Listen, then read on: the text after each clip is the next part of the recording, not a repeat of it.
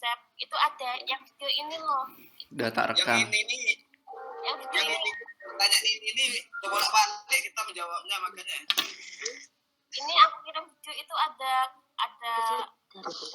bedanya kayak apa?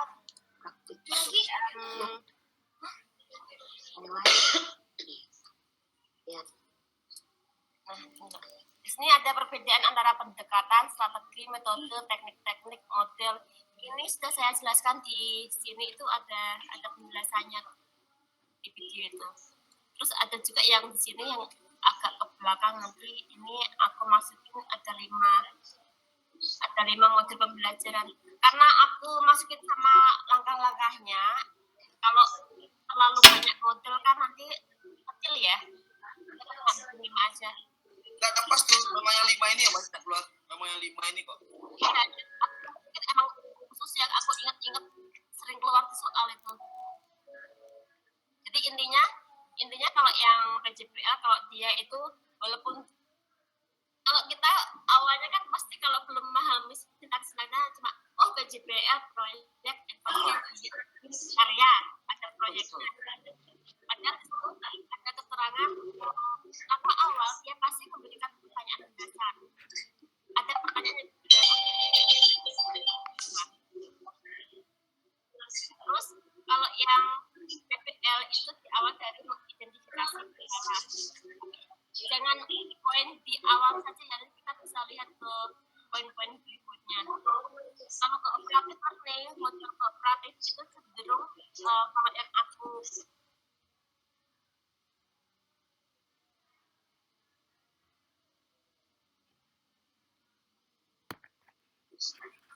kooperatif learning dia ada kelompok-kelompok kecil, jadi siswa di beberapa kelompok itu kalau model, tapi kalau udah masuk ke metode kan bisa lagi. Cuma kalau yang ditanyakan model dengan pembagian kelompok-kelompok siswa itu dia masih yang pertanyaannya yang model. Terus kalau inquiry itu ya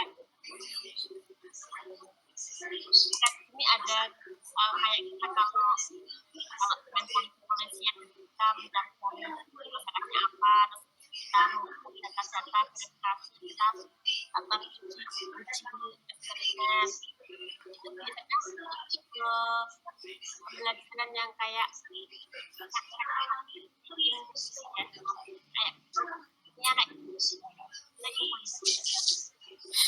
terus kalau yang ini discovery ini penemuan memberikan rangsangan. West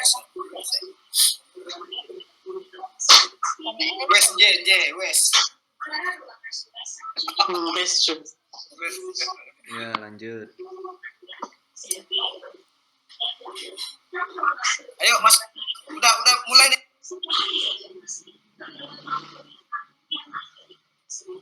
Nomor 4 tadi lagi. Kalau yang model kelompok itu kan dia di kooperatif, tapi kalau untuk metode kadang itu ada pengelola ya diskusi kelompok bikinnya itu model, kadang itu juga bisa di model pembelajaran yang lain kan.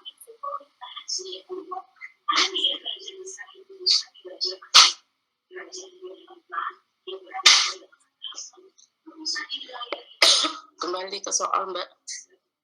Iya, oke. Bu Debbie, volume TV-nya dikecilin.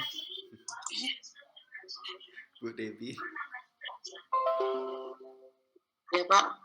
Volume TV-nya mohon dikecilin. Ya, apa?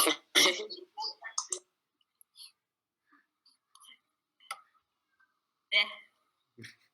Izin share screen lagi ke soal.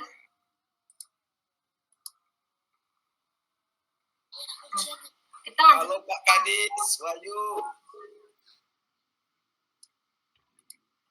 Halo Kak Wahyu Hidayat. Assalamualaikum. Kita lanjut tadi soal. Udah putus asa. Ganggu banget. Tadi udah ya. Langsung ke 4. Nah, Jawabannya itu jangan diblok dulu, Jan. aku lagi mana? Kemarin katanya minta itu, Bendi, minta jawaban. Benko, Ya, aku isi dulu. biar ntar dilempar teman-teman yang bisa jawab. Biar agak merangsang gitu. Merangsang. Coba di blok dulu semua, Mbak. Oke, soal yang kemarin saya kirim itu ya. Enggak, ini bukan PDF kan? Betul, udah Japri, terus Mbak soal jawabannya apa? Akhirnya udah aku isi dulu, mau tak bagi, terus ada yang Mbak belajar bareng aja ya wes lah. Nek gini ya cuma malah belajar. Ya di blok sih Udah nih, Mas. Udah nanti ini. Yuk, nomor 4. Lanjut. terus ngerti Upaya jawabannya. pengayaan bagi peserta didik yang mencapai ketuntasan belajar optimal tampak dalam kegiatan guru sebagai berikut. A. Memberikan tambahan materi berupa sumber ajar dari pengarang yang berbeda. B. Memberikan tes tambahan dengan tingkat kesukaran lebih tinggi. C. Memberikan tambahan sumber bacaan yang lebih mendalam dan tingkat variasi yang tinggi berikut instrumen tesnya yang sesuai. D. Memberikan materi bahan ajar yang lebih tinggi tingkatannya dan mengerjakan soal-soal yang memiliki kesulitan tinggi. Diberikan soal serupa untuk memastikan tingkat keberhasilan belajar. Di sini saya jawabnya D. Diberikan materi bahan ajar yang lebih tinggi tingkatannya dan mengerjakan soal-soal yang memiliki kesulitan tinggi. Perbedaannya antara ini mirip ya, A, B, sama D ini kan mirip. Cuma bedanya, kalau yang A itu sekedar materi berupa sumber dari pengarang yang berbeda. Dia cuma ngasih materi saja di sini. Tanpa ada soal. Padahal kalau pengayaan itu pasti ada soal. Soal buat siswa menambah nilai. Pengayaan itu ditujukan untuk siswa yang nilainya sudah tuntas. Kalau remedi itu diberikan kepada siswa yang nilainya belum tuntas. Perbedaannya, remedi biasanya kita memberikan materi, siswa dikasih materi baru, diajarin lagi, nanti baru dikasih soal-soal ulang, tapi soalnya itu harus lebih rendah dari soal sebelumnya yang ditugaskan. Kalau pengayaan itu adalah tambahan soal yang diberikan kepada siswa yang sudah tuntas belajar. Jadi dia sebelum dikasih soal harus dikasih materi bahan dulu. Jadi, tapi kalau kebanyakan guru ketika ngasih remedi atau pengayaan itu pasti mainnya malpraktek dalam artian langsung, Dek kamu remedi, ini aku kasih soal jawab nanti kalau udah bener nilainya naik. Kebanyakan seperti itu namanya malpraktek. Yang prosedur yang ideal itu dia dikasih materi bahan ajar dulu di sini. Aku garis bawahi. Mau remedi, mau pengayaan, dia pasti dikasih materi dulu. Jadi kita kasih bimbingan ulang, terus baru dikasih soal.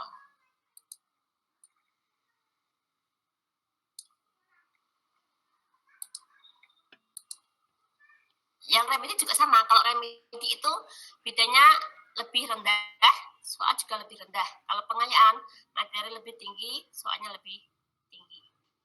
Kalau yang sepengetahuan aku begitu. Mungkin kalau dari kakak-kakak yang lain mungkin ada.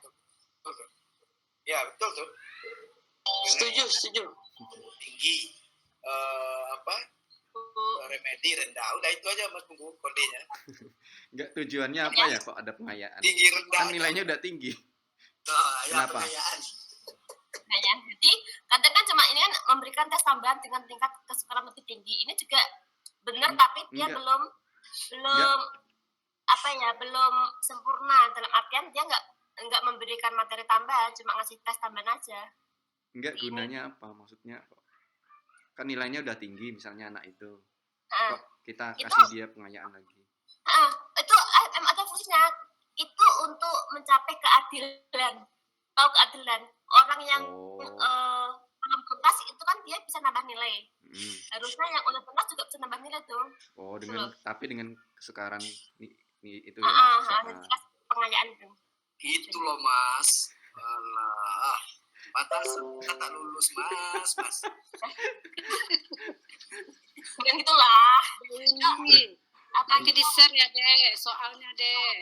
Iya, emang senang begitu Kak. Ini kita bahas dulu kalau ada jawaban yang mungkin berbeda, nanti kita baru saya share.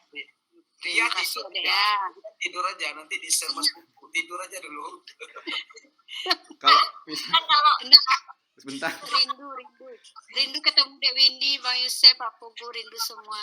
Ya, itu kan kayak gitu aja, tak berubah deh, cantik kayak gitu aja. ya, lanjut ya, nomor 5 ya. Oh. Guru Mini melaksanakan pembelajaran yang mengakomodasi semua anggota kelompok mengungkapkan pendapat, ide, dan tanggapan. Kok sunyi tiba-tiba? Masih kah? Halo? Ya, lanjut. Masih, Mbak. Lanjut. Lanjut. Dan muncul berbagai macam alternatif pendapat. Kegiatan yang dilakukan guru mini tersebut merupakan implementasi modul pembelajaran. Ini kembali ini lagi. Project, inquiry, discovery, problem. Oke. Silakan mungkin ada pendapat lain. Saya bukain lagi tadi. Nggak usah, jelasin aja di Di situ. mana kata kuncinya problem, Mbak? Nah, jelasin aja di situ. Guru mini bertemu dengan kelompok dapat ide. Nah, di sini kan mengakomodasi semua kelompok. Berarti anak-anak itu mencari masalah. Ketika dia mengungkapkan ide, pendapat, berarti kan ada masalah yang nanti muncul dulu. Oh, di sini nggak dikatakan seperti itu ya. Makanya saya mikirnya tadi antara inquiry dan discovery. Soalnya tadi di inquiry itu apa namanya? Mengakomodasi semua anggota kelompok. Itu malah bisa itu yang kooperatif Kak, yang kalau yang kan kelompok-kelompok itu kooperatif. Tapi di sini nggak ada Tadi pas kooperatif. nyari loh. Mana ya ini? Ada kooperatif masalah di sini. Itu soalnya aku kumpulin, nggak ada kooperatif. Kita coba ini aku buka yang tadi ya. Buka tadi. Ya. Dulu ya. Kata kuncinya yang kita cari. Ingat dulu ya. Kalau nggak inquiry, discovery tadi. Di BBL ini aku catat tadi mengidentifikasi. Kalau inquiry enggak Kak. Kalau inquiry itu pasti ada apa namanya? Inquiry orientasi masalah. Kalau aku cenderungnya ke kooperatif ini kan kelompok. Cuma dia nggak ada kooperatif. Kalau inquiry itu Ini nggak ada kooperatif. Kan Makanya aku keluarin dulu ya. Ini ada pendapat itu tanggapan nah, ini kan aku izin share screen lagi ke tadi. makanya kita nggak lulus ya. Orientasi masalah. Discover memberi keresahan. BBL memberi pertanyaan. BBL mengidentifikasi. Nih. Mana ya? Dia. Di bawah ada ini. Oh, ini nah. Identifikasi masalah, menetapkan masalah melalui Kooperatif. berpikir tentang masalah Kalau dan menyeleksi informasi yang relevan. Mengembangkan solusi melalui pengidentifikasi alternatif. Tukar pikiran yang mengecek perbedaan pandang. Melakukan tindakan strategis.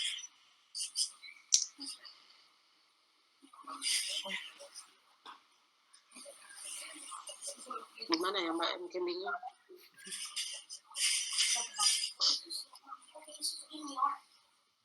Mas Punggu buka internet, Mas Punggu buka Google gitu. Iya, emang problem based di sini. Iya. Terus mana? Ini ada problem based learning itu cinta mengidentifikasi masalah. Nah, yang kedua menetapkan masalah melalui berpikir tentang masalah dan menyeleksi informasi yang relevan. Ketiga, mengembangkan solusi melalui pengidentifikasian alternatif, tukar pikiran dan mengecek perbedaan pandang. Nah, di sini ini poin yang ketiga itu tadi kan bisa memberikan pendapat atau ide ya. Iya. Aku soalnya pakai laptop juga. Tapi soalnya aku bacakan ya. Guru ini melaksanakan pembelajaran yang mengakomodasi semua anggota kelompok, mengungkapkan pendapat, ide, dan tanggapan terhadap nilai secara bebas. Jadi di poin ketiga ini, Ya, tukar pikiran jadinya. ayat itu. Terus mengembangkan solusi melalui pengidentifikasian alternatif tukar pikiran dan mengecek perbedaan pandang. Berarti hal kuncinya di sana. Tapi kan di soal itu kan semua anggota kelompok mengungkapkan pendapat, ide, dan tanggapan terhadap skenario secara bebas. Nah itu yang saya ambil itu yang dari sini itu, yang di problem discussion itu. Sehingga dimungkinkan muncul berbagai macam alternatif pendapat baru. Nah di sini kan anak-anak itu punya ide-ide, terus ada tanggapan-tanggapan, terus ada pendapat-pendapat baru yang dimunculkan. Itu kalau yang menurut saya. Tapi kalau yang tadi kan jawabannya ada project based learning. Tapi yang mungkin ada yang milih apa? Inquiry ya. Inquiry itu aku mikirnya lebih jauh kalau dari inquiry itu. Di sini ada pengumpulan data dan verifikasi. Terus ada eksperimen. Padahal tadi di soal tuh nggak ada eksperimen. Mungkin kesalahan ya saya ya. Problem based learning ini berarti mungkin karena memikirkan problem masalah, mengidentifikasi masalah, jadi kepikirannya ke sana. Iya, itu cuma langkah awal, padahal di situ ada langkah-langkah berikutnya. Makanya di sini itu kita nggak boleh cuma fokus ke ini saja. Oh, PBL itu berarti masalah, fokus sama masalah. PJBL berarti karya atau proyek atau produk gitu kan. Jadi nggak boleh ke situ aja. Padahal di PJBL itu langkah utama apa? Oh, memberikan pertanyaan mendasar, itu berarti PJBL. Tapi orang mikirnya, oh, pertanyaan mendasar ke teori ya, mungkin maksudnya ke discovery learning gitu. Jadi ini pikirannya sebuah karya aja. Ya kan, udah beda itu. Padahal senaknya tuh udah ada sendiri-sendiri di situ. Terus tadi ada yang discovery learning ya. Kalau discovery learning ini kan pemberian rangsangan, terus identifikasi masalah, pengumpulan data, pembuktian, sama menarik kesimpulan.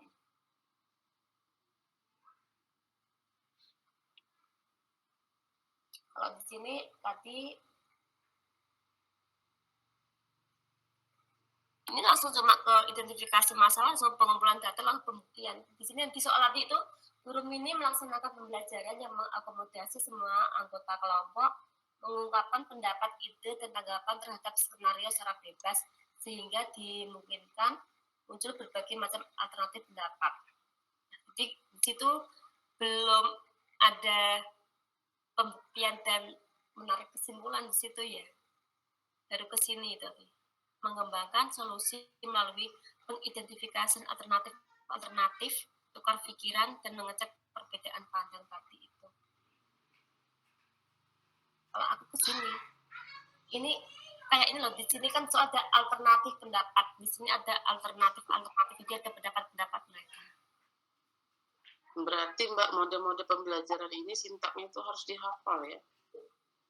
Dihafal atau dimengerti ya. Dan kalau hafal saja kan, oh ini maksudnya apa kan belum memahami ya. Okay. Kalau kayak ini kan ini hafal Kak. Tapi kalau dalam bentuk soal tadi kan sudah beda kalimat ya. Kalau kita hafalan itu susah. Jadi kalau misal kalau dia mengungkapkan pendapat, terus nanti ada alternatif pendapat baru, itu mungkin dia masuk ke sini. Kalau di inquiry itu dia lebih ke eksperimen, ada pengumpulan data kayak gitu. Kalau kooperatif dia berarti kelompok-kelompok. Jadi siswa itu di kelompok-kelompokan itu biasanya kooperatif. Kalau model-model seperti itu, pasti ada kelompok-kelompoknya kalau kooperatif. Kalau PBL, PJBL itu nggak mesti ada kelompok, tapi kalau kooperatif pasti ada kelompoknya. Mau beli di mana? Oke. Next.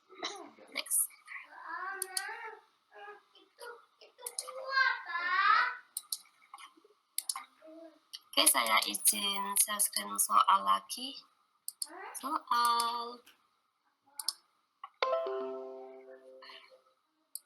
Nah, ini udah fix atau ada masih terganjalan ganti jawaban? Saya sudah. Yang lain? Ya. 2000 ini. Berarti jawabannya PBL ya, Bu ya? PPL. Jadi, ini.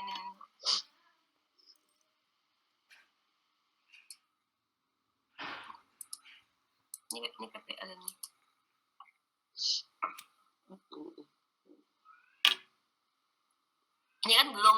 Ini kan belum akhir sih, bukan sintak dari awal sampai akhir, cuma satu langkah yang di sini itu.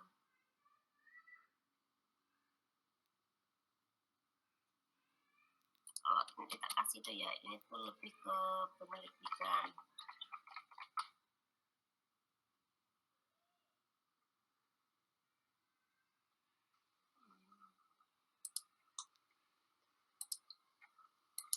Ini ada eksperimen.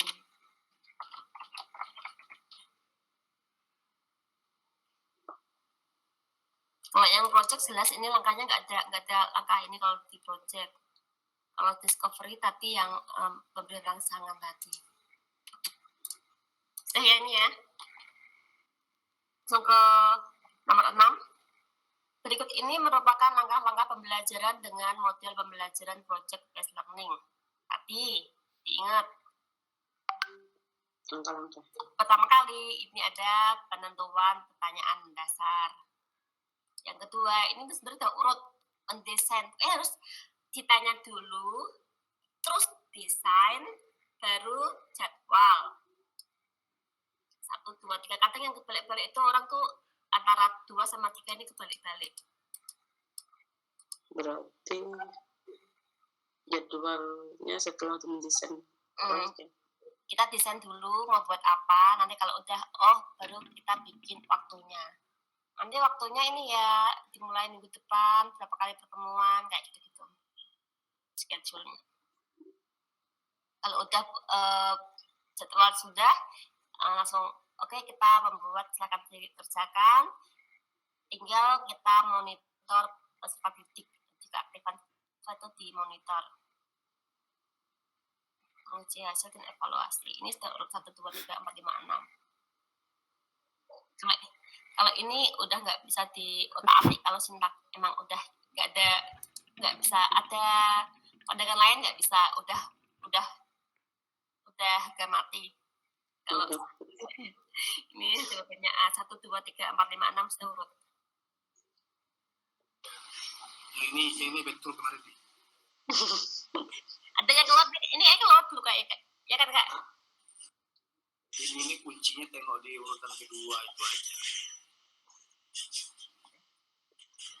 Kadang yang balik-balik itu ini loh, 3 sama 2 antara cepat dulu apa? Antara 2 dan 3 ya, itu aja. Itu kan? Yang sering, tapi karena kebetulan kemarin saya pas PPL pakainya project in terus, jadi ya aku hafal.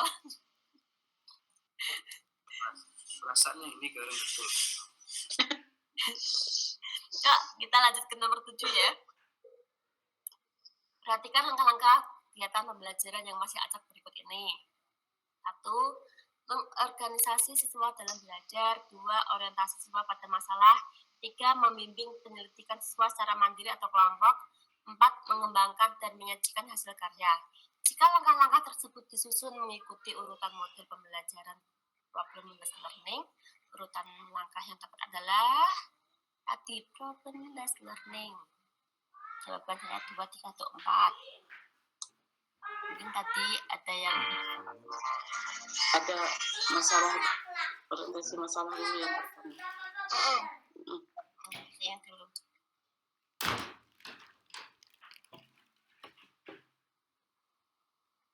Kalau udah ketemu 2, ya ada 2 jawaban, berarti tinggal pilih antara B apa D. Nah, habis orientasi masalah, langsung ketiga sama, oke. D, B sama D sama. Sama ya ini. Ya, tinggal milih sih, paling mungkin bonus kalau yang ini. BT bisa semua. Udah, Ini udah ya, nggak bisa pilih lain lagi ya, atau mungkin ada yang mau ganti A atau C? Problem based learning berarti ini masalah misalnya. Nggak mungkin kan kita langsung tiba-tiba membimbing penyelidikan kan, nggak mungkin. Iya. Langsung ketika mau observasi siswa belajar juga itu. Jadi kita ke ini dulu kalau problem tadi. Yang pertama kali.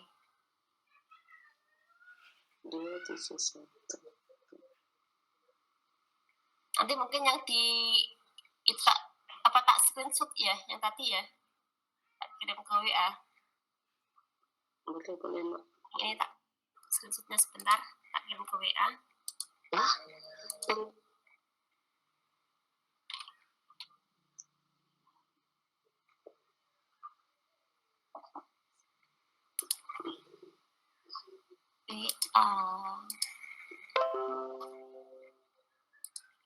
Fungsi indikator.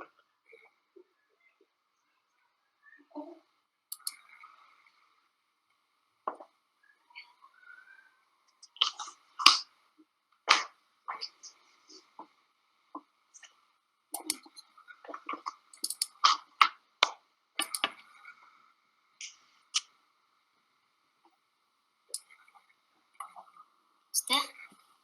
Jadi kalau ada pertanyaan seperti ini lagi, biar nggak nutup soal.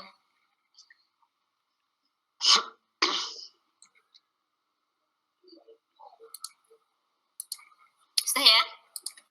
Oke Mbak.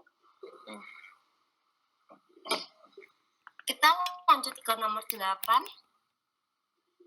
Fungsi indikator dijadikan sebagai penanda dalam A. Pencapaian standar kompetensi, B. Pencapaian kompetensi dasar, C. Pencapaian dan D. Pencapaian standar kelulusan. Di bawah ini saya sertakan pengertian indikator. Indikator merupakan penanda pencapaian kompetensi dasar sama di kalimat yang ke poin B, penanda pencapaian kompetensi dasar.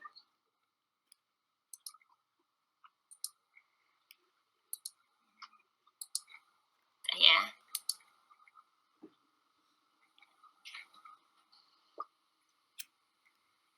Di sini saya juga keliru ini. Ya. Menjawab ini nih. Salah. Indikator salah. Jadi indikator itu penanda pencapaian kompetensi dasar.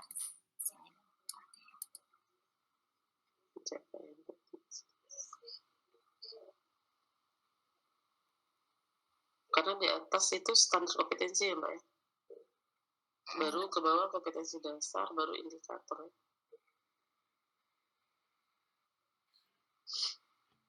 Indikator. Tapi kalau di dalam RPP itu memang indikator baru ke tujuan ya. Jadi indikator itu sebenarnya setelah tujuan. Jadi ada pencapaian tujuan pembelajaran. Tapi indikator ini tetap yang di pengertian mungkin dia di sini pencapaian kompetensi dasar. Nah, nanti baru dapat dijadikan ukuran untuk mengetahui ketercapaian tujuan pembelajaran. Tapi kalau dipertanyakan nih ada penanda ya, sebagai penanda dalam ya. Penanda dalam.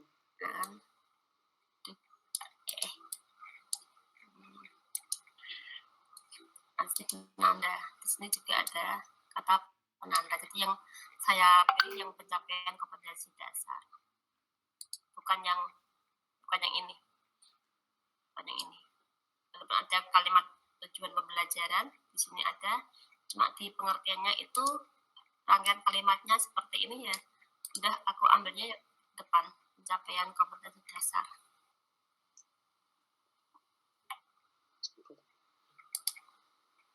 Oke. Lanjut ke nomor 9. Teknik inquiry berbeda dengan teknik observasi. Salah satu teknik inquiry yang nampak di bawah ini adalah, aku yang ini sebenarnya bingung. Saja. Guru selalu bertanya, nah ini aku nggak upload dulu ya karena aku juga bingung. A. Guru selalu bertanya kepada siswanya tentang apa yang sedang dipikirkan. B. Guru selalu melihat dan merasakan apa yang diungkapkan siswa. C. Memilah dan memilih materi pelajaran yang paling sesuai. D. Memberikan nilai kepada siswa yang selalu merespon pelajaran. Tak bisa buka tadi. Inquiry. Teknik inquiry. Inquiry tadi yang memberi rangsangan tadi ya? Enggak, inquiry itu yang orientasi masalah. Kalau yang memberi rangsangan itu discovery.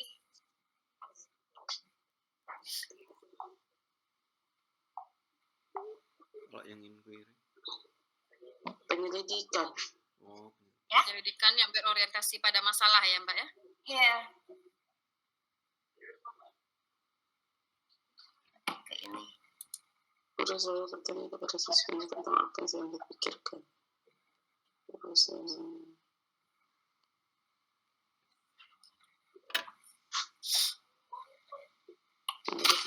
Kita please kita buang yang enggak aja dulu ya, karena nah ini aku masih bingung yang atau dibuang yang A. Guru selalu bertanya kepada siswanya tentang apa yang sedang dibuang. Dibuang enggak? Disimpan dulu.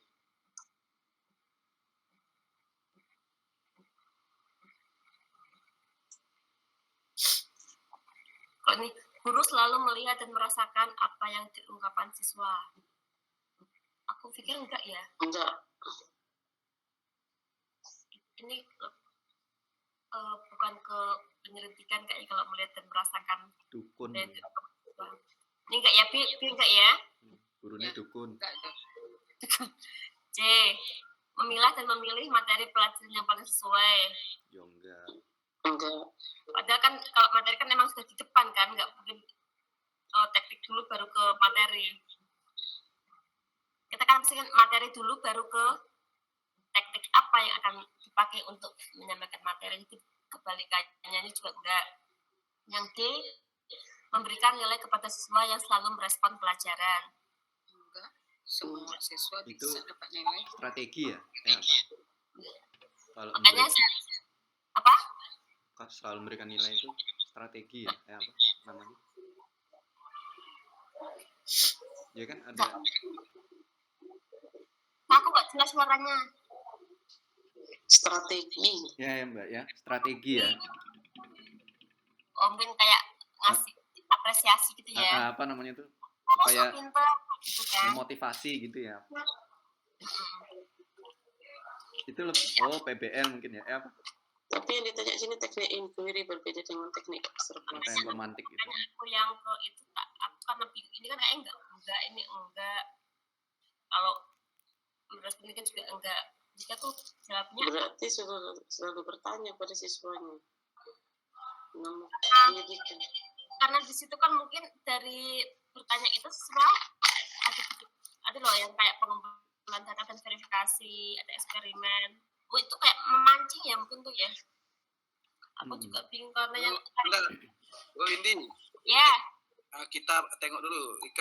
Ini kan berbeda katanya. Observasi ini macam mana nih kalau teknik observasi ini kan? Beda dari itu. Observasi ini apa? Soal menerima ini ya. Mengumpul data apa tuh? Observasi pengamatan. bukan model. Pengamatan enggak? Observasi itu lebih ke ini kayak kita ke PTK. Iya, pengamatan. Observasi kayak kemarin kita pas di BL tuh loh Kak, kita kan observasi dulu kan tanya ke siswa. Kalau ke penyelidikan yang lebih spesifik dan dia ada apa tadinya ada eksperimennya. Kalau observasi kan enggak. Cuma tanya-nanya, nyelidiki, cuma tanya-tanya, cuma ngumpulin data kalau observasi. Nah, betul lah A tuh ya. Ya. Clean ya, A. Sama-sama bertanya, kalau observasi itu bertanya dia cuma ngumpulin data saja dan bertanya. Kalau inquiry itu bisa dia ada teknik ada langkah yang lebih lanjut kayak ada eksperimennya. Ya, kita lanjut ke 10. 10, lanjut 10. Diadakannya pelatihan di Balai Pelatihan Guru PBG tentang hal-hal yang berkaitan dengan kemampuan mengajar merupakan contoh dari usaha pengembangan strategi pembelajaran. Enggak ya, kita kalau kayak IHT kayak gitu loh Kak, ada ikut-ikut IHT, ikut workshop tentang kemampuan mengajar, itu kan bukan dari strategi pembelajaran karena itu sudah bukan di siswa, bukan dari pengetahuan juga. Kalau itu lebih ke profesi ya, karena ini ada pelatihan guru ya. Kalau aku ini D jawabannya nih, kalau menurut saya D. Karena ini ada apa pelatihan untuk guru itu, ya udah aku ambilnya profesi guru. Ya. Izin Mbak Windy, ya? Saya ini masih di sekolah, perjalanan pulang saya 2 jam ini. Jadi rencananya saya mau pulang, boleh nggak nanti minta tolong ini di-share beserta jawabannya gitu. Ya, itu tadi Mas Buku itu yang bagian rekod. Terima kasih ya Mbak ya, izin dulu ya Mbak Ibu. Ya, Bu Yuli. Ya, Kak.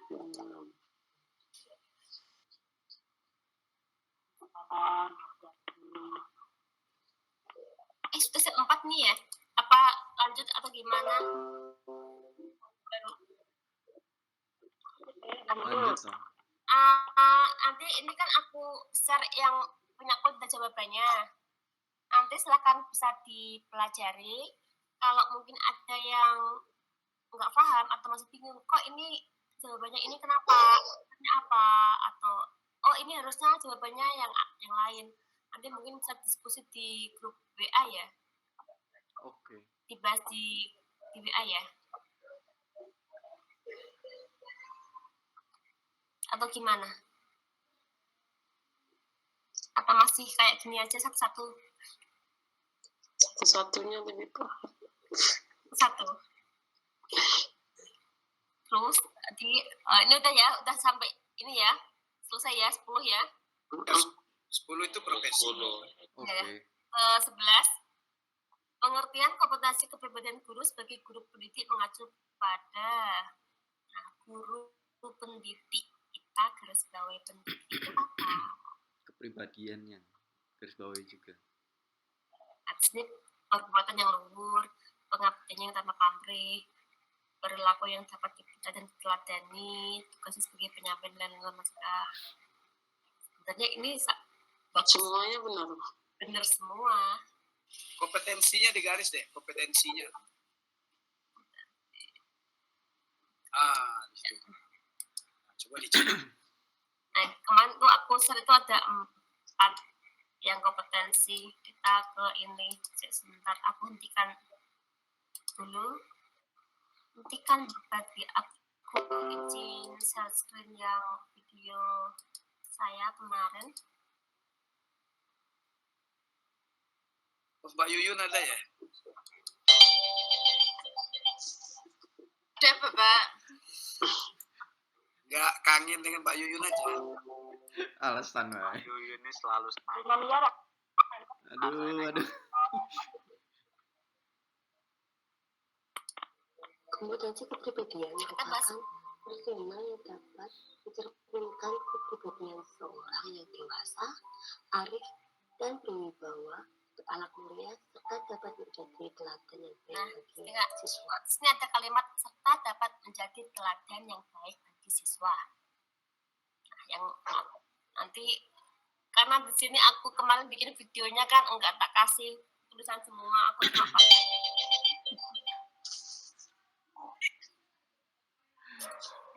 Jadi di sini Debbie bising Debbie. Bu Debbie. Mic-nya di-mute, Bu. Mic-nya di-mute. Jadi di sini ini ada yang di saya garis bawahin ini.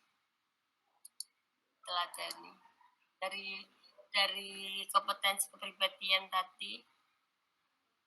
Saya ulangi yang sini ya sedikit ya. Arif serta metodologi keilmuannya. Ini. Yang ketiga adalah kompetensi kepribadian. Kompetensi kepribadian merupakan personal yang dapat mencerminkan kepribadian seorang yang dewasa, arif, dan berwibawa untuk anak murid serta dapat menjadi teladan yang baik bagi siswa.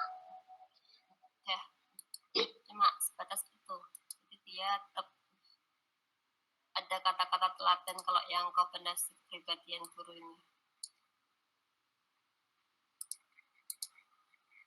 Atau ada yang lain ini pilihannya?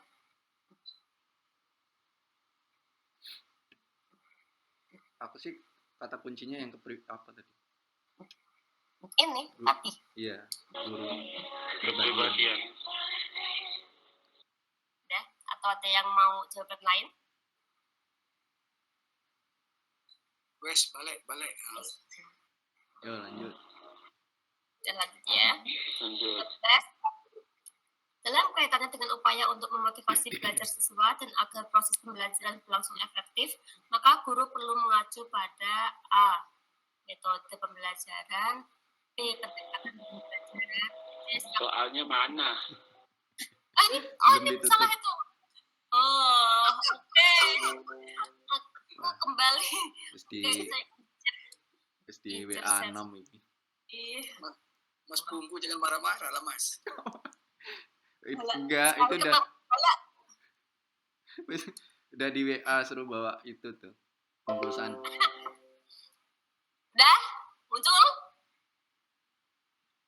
Ya. 15. Dalam kaitannya dengan upaya untuk memotivasi belajar siswa dan agar proses pembelajaran berlangsung efektif, maka guru perlu mengacu pada A. Metode pembelajaran, B. Pendekatan pembelajaran, C. Strategi pembelajaran, D. Gaya pembelajaran. Teman-teman, kalau pembelajaran strategi pembelajaran.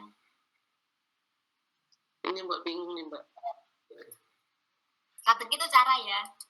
Garis bawahi dulu mana yang apanya dipertanyakan. Kata kuncinya Mbak Win. Ini cara semua. Upaya untuk memotivasi proses agar proses pembelajaran berlangsung efektif. Ini kata kunci di sini.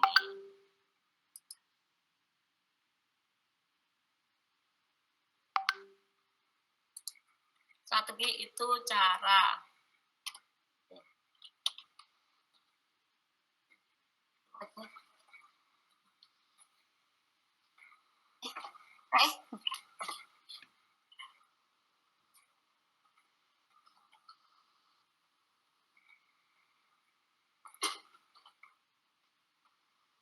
Udah kacau nih Mas Bungku, udah caca dibuat caca. Lah ya itu dari suruh bungkus sayur kok. Suruh ngopi dulu gitu. Enggak, suruh dibungkus sayur. Pulang jangan lupa bungkus sayur. Alah. Bicara. Video kita kembali ke video. Mesti terus buka videoku mesti. Saya share screen lagi. Yo mana? Salah, bukan ini. Mana ya? Iya, aman Jambi ya. Alhamdulillah aman.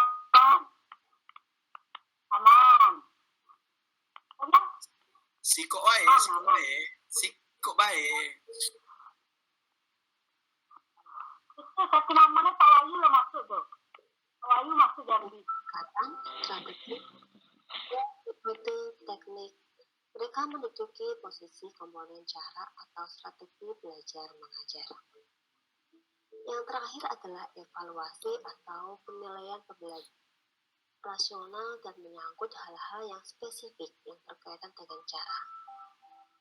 Jadi semua ini baik pendekatan, strategi, model, metode, teknik, mereka menduduki posisi komponen cara atau strategi belajar mengajar.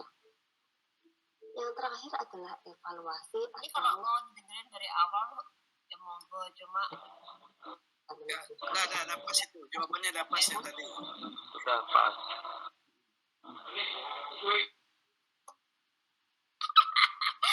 biar cepet nafas gitu ya. Langsung ke Garis langsung cepat. share screen-nya ya? Udah. Aku izin lagi ke soal share screen soal. Ya ini ya. Nanti silakan kalau ini masih bingung, videonya bisa diputar apa itu pendekatan, apa itu metode, strategi, gaya, teknik, dan lain-lain. Itu ada penjelasannya masing-masing.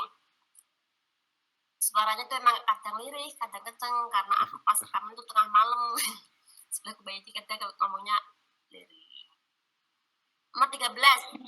Berapa siswa memiliki kecenderungan belajar berupa mengerjakan soal atau tugas dengan dengan cepat, tapi hasilnya banyak kesalahan. Gaya belajar para siswa tersebut adalah impulsif, reflektif, gaya berpikir terikat, gaya berpikir bebas. Nah, ini aku bingung, Kak. Gaya belajar dengan cepat. Turun, kayak kemana udah aku sertakan gaya belajar. Tapi tak ada keluar kemarin, tak ada keluar ya? Kayaknya nggak ada itu sih. Nggak ada, nggak usah dibahas. Skip aja ya, kita lanjut ya. Mana tahu keluar besok, Yusuf. Iya ya. Atau nanti ini mau disebut impulsif itu apa, yang reflektif itu apa. Kalau yang ini aku orang kata itu kemarin emang skip dulu aja lah ya, nanti kalau ada waktu tinggal dibahas lagi ya. Oke. PTK pernah ada PTK ada langkah-langkah yang pasti. Berikut ini langkah-langkah dalam tahap perencanaan tindakan dalam PTK kecuali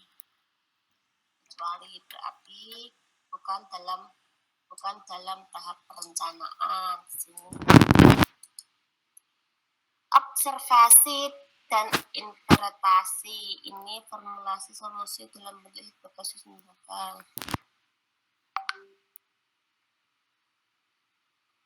Tak copyin yang tadi ke atas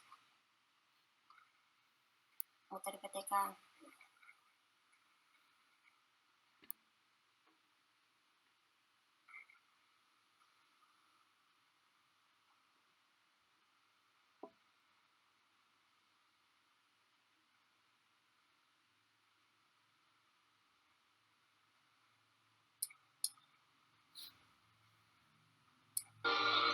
Pak Pugu ngapa senyum-senyum?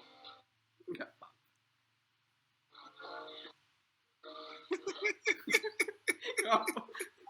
Apa itu ketawa-ketawa? Aku tidak bisa melihat orang-orang melihat tulisan. Saya nggak curiga Pak Pugu. Lipstiknya udah mulai hilang. Nah, dia teringat dengan Dewi Windy. Kok Dewi Windy lulus, dia tak lulus kan gitu. Lipstiknya udah mulai hilang.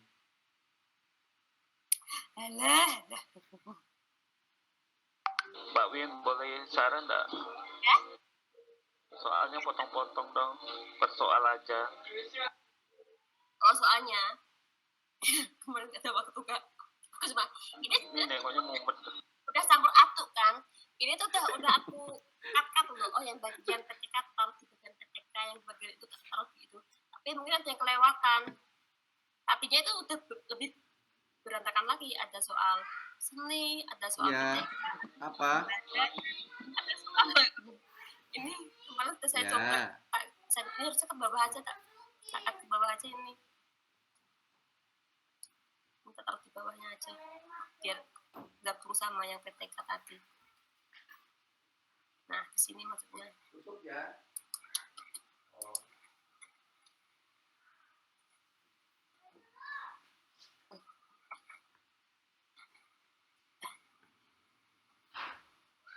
Kotak dulu aja, biar sekalian bahas pembelajaran ya.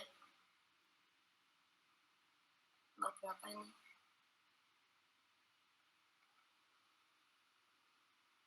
Nah, ini lagi. Dalam mengawal pembelajarannya, Pak Mamas Nendar menyampaikan suatu